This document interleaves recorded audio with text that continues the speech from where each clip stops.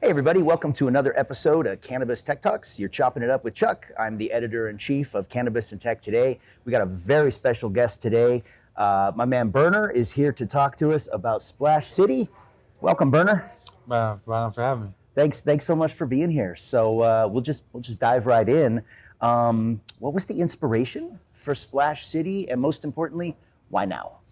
I feel like the movie scene got a little dry. We want to have like a good edgy crime thriller out of the city, and the whole bippin scene was just so real at the time. So we had to tell that story.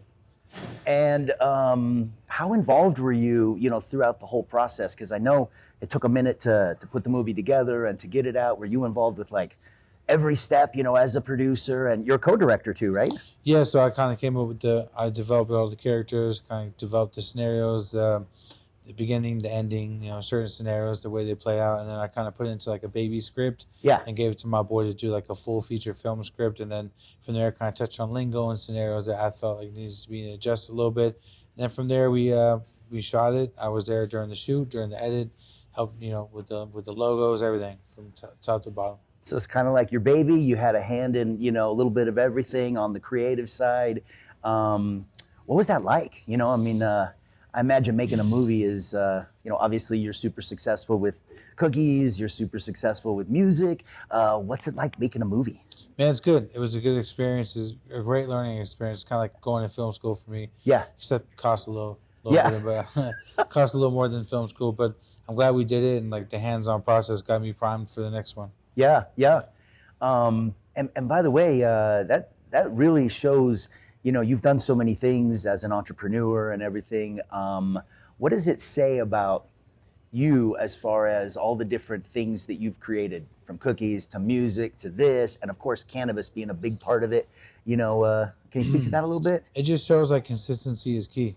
Uh-huh. If you're consistent, persistent, and you really care about what you're doing, you'll see it through. So this was a passion play. I had no clue about how to make a movie, how to get a distribution partner like Lionsgate, how to actually get into a theater.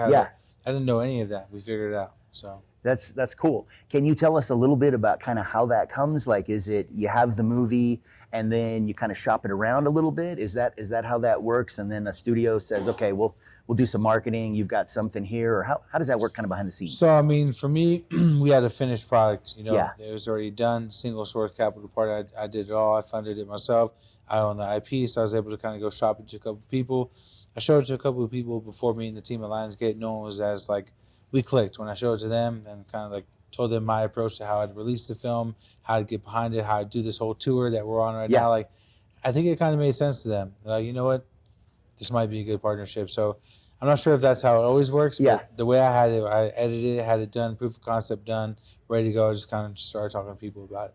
And they're probably looking for a film like this, something that's going to be niche and something that could, potentially blow up, right? There's a lot of movies out there that don't cost a lot to make, but they really resonate with the audiences, and then they end up being profitable. I'm sure that's what everybody's going for here, right? I feel like this one's like a movie that no one else is going to make right now. Yeah. This is a movie that no big studio will probably fund. Uh-huh. It's also a movie that has like a cult audience, like with what we built with cookies and through the music career the last 25 years. Like, we already have a platform to sell this movie, so I think it's going to do really well for us. Yeah. I have a feeling it will too. Did you take any inspiration from any other movies in the past? And I'm curious about this because when I was watching it, we got to see the screener. Yeah. It reminded me of some really, really impactful movies I saw growing up. And so I'm curious what your take is on that. Not necessarily a movie in general, but like a certain time period, like where Menace, Boyz in the Hood, Juice, New Jersey Drive, things like that. Like, those are all things that we're missing right now. There's nothing like that. It's all like stale, in my opinion. That's like a crime film buff. Like, it's all kind of stale. So I'm like, we kind of use that as inspiration. Like, let's bring something for the Bay with a relevant topic that's happening now that can like feel good and just like be a great hood classic. Yeah. Absolutely. Like, me and my friends, we grew up with Menace II Society. We grew up with Juice. We got, those were the Belly. movies. Belly. I actually thought of Belly too because of just, the way this was shot and the cinematography and everything like that. It was really, really nice, man. It's good. For our first film, it feels really, really, really good. Yeah. And I was going to ask you, like, when it's all done and you look at it and everything like that, are you like, oh, hell yeah, this is exactly how I want it? Or is it like some things where you're like, okay, yeah, this is pretty good. Like, what was your kind of final take once you saw this bad boy ready to roll? I feel like one, I was like very impressed with my team. Yeah. Shout out to all the actors in the film. Shout out to my other directors and my writers and my cinematographer. Shout out to my editor Yoshi. Like the team really did this, right? Yeah. So I was very proud of the end product, but also I'm my biggest critic. So I'm like, man, the next time I would probably do this, like this, and probably. So I started thinking about the things I like to do different, but that's just me. So. Yeah. Sometimes we're our biggest critic, aren't we? Yeah. On our work. That's how you know you really care, though. Yeah. Yeah. Okay. Can we talk about the music? Yeah. All right.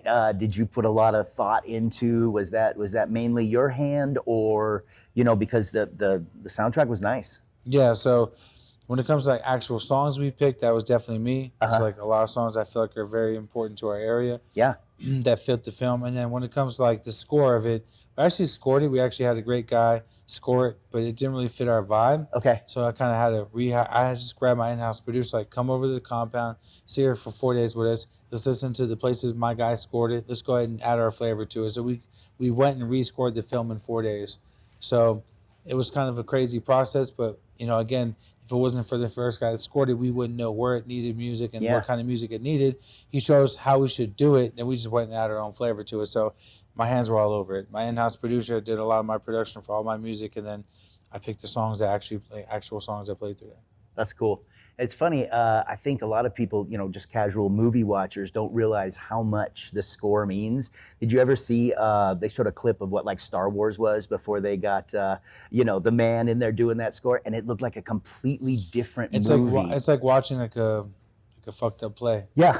It's like there's like you're watching this, and you're like, what are we even doing here? It's like disconnected. Then you start adding the sounds like the car starting and the car door shutting and footsteps, and you start adding all the little background music, and you start adding songs like, wow, now this is an actual movie. So it's really, music is a super big part of a movie for sure. Yeah, exactly.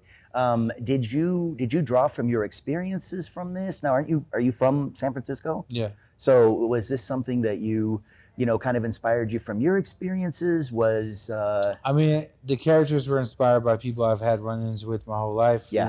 And so there's certain kind of characters, like the character Dolo is a very familiar character to me. I developed that character because I know someone like that. I know who that guy is. So I feel like, the characters were inspired by like that. And the stories were there's a couple of stories in the film that are based on true events, just a little spin a little differently. So these are all things that I've seen in passing. Cool. And can we talk cameos? Because Yeah. I noticed a couple. Cameos. I noticed the Bayer. I saw. I don't want to give anything away or anything, but I saw a couple. Can you speak to that? Because I think cameos in a movie are always a really cool thing, as well as a little product placement. Yeah. So product placement is very tasteful. It's very like organic. As far as cameos go, I didn't want to go too big and burn out on it. I've seen films recently that was way too aggressive with cameos. I just grabbed people that made sense. Yeah. It did. It flowed really, really nice. Yeah. And we are Cannabis and Tech Today. Was there any tech that was instrumental in this process? I see you smiling. Yeah, CBD. Okay. We smoke. We were on the set of films. You have to smoke like K2 or like some weird shit. Like you have to smoke something that's not really good for your body. We had CBD. Okay. So CBD kept everyone very happy, and it was actually made the smoking scenes enjoyable. Nice. That was the best tech we had. So. Yeah. And it was all shot in SF. Okay. Yeah. Wow. And what's it like shooting there? Amazing. The city looks great on film, and I want to do a lot more of it. And we kind of treated the city like an art piece. Yeah. That's what it kind of felt like. Some of those shots, man. I mean, that city just shined. It's like looking through the window, and you see Victorians in the background. It was sick. Yeah. It was really, really cool. Yeah. So, by the way, how is cannabis involved in your creative process? Everywhere, but I'm high right now. Yeah. Okay. Yeah. I mean, I feel like it just keeps me who I am. I've been smoking weed since I've been 13. But whether it's like writing a movie or like writing music or sitting there and editing or thinking of like, I just like to smoke and kind of gets you like feeling real good, and then you just make decisions. So I don't know. That's just me. I smoke before I do everything. Yeah. I smoke in the shower. What would you say you want people to take away? The one thing you would want them to take away when they leave the theater after seeing Splash City? Well, the first thing I want them to take away is that the Bay Area deserves a lot more light, and that this is the first of many. So if you like this film, then think about all the other things I could tell stories of, whether it be like marijuana trafficking film, whether it be like, a biker gang, whether it be the Asian mafia, who knows what I can do with the SF Bay area. So that's wide open. Second thing is like, I feel like we're gonna bring like good edgy crime films back. Yeah. It's missing big time. So this is the first of many. And then I guess the third thing is like, this is a very familiar situation for people that have brothers or people that are in certain kind of crews that have a negative influence around them when they have a positive influence around them. Like, you could be a product of your environment and be fucked. Yeah. So, I just want like people to take away that like, think before you make a decision. Small decisions can turn into a very big problem very fast. And, certain kind of lifestyles are it can end really bad. Yeah, absolutely. Well, listen, man, thank you so much for taking a few minutes. I hope everybody gets a chance to see this movie. When does it debut? So we're doing select theaters right now. As I pop into cities, we're showing it like we are tonight in Denver, sold out theater.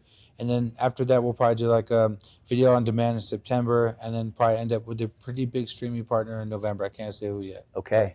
Very, very big. All right. Well, we'll stay tuned to it, man. Thank you so much. As somebody who enjoys a great movie like this, of this genre, I know a lot of people do. We were waiting for something like this. Yeah. I feel like this could be this generation's, I hope Juice so. or Belly or something like that. It really, it checked all the boxes. If you're watching this, make sure you guys grab it on demand when it comes out, because that's going to really just bring it all the way to the top. So, awesome. Yeah. All right. Well, Appreciate thank you so much, Berner. Everybody, thank you so much for joining us. Make sure you check this out. Make sure you follow Berner on social media, and also, check out Cannabis and Tech Today. Follow us on the gram, wherever you are. Hit the like, the subscribe, whatever you got to do. And thanks so much, Berner. It was a pleasure speaking with you. Thank you. Okay. Right on. Peace.